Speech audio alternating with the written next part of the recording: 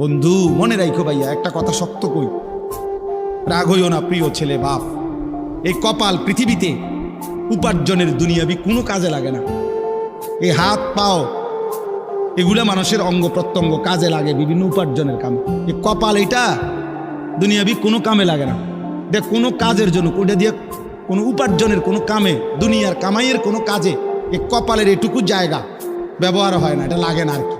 তাই এটা আল্লাহ তাআলা কেন বানাইছেন? খোদার কসম রব্বুল আলামিন এই কপাল শুধুই সেজদার জন্য বানাইছে, শুধু সেজদার জন্য। এই জন্য যে কপাল সেজদা দেয় না, যে কপালে সেজদা নাই, তুই মানুষও না, মানুষের বাচ্চাও না। ইনসানের কোনো কাতারে সে পড়ে না, সে কোনো মানুষের কাতারে পড়ে না। ইনসানের কোনো কাতারে পড়ে না যার কপালে সেজদা। কারণ কপাল বানানোই হয়েছে। সেজদা কাকে বলে? ওয়াদউল জাবহাতে আলাল আরদ, জমিনের মধ্যে কি রাখা, এই তো কপাল রাখাটারই কি কয়। তার মানে সেজদা কপাল, কপাল বানানোই হয়েছে কিসের জন্য?